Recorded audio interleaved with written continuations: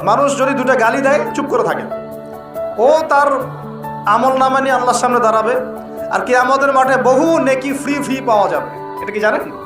কিয়ামত অনেক নেকি বিনামূল্যে ফ্রি ফ্রি আসবে আমল নামায়। কেন আসবে বলি হাদিসটা। নবী সাল্লাল্লাহু আলাইহি ওয়াসাল্লাম বলেছেন, তোমরা কি জানো সবচেয়ে বড় মিসকিনকে, দরিদ্র মানুষকে, মিসকিনকে? সাহাবীরা বলছেন, আমরা তো মনে করি যার সম্পদ কম সেই মিসকিন। নবীজি বলছেন, না, প্রকৃত মিসকিন সে ব্যক্তি নয়।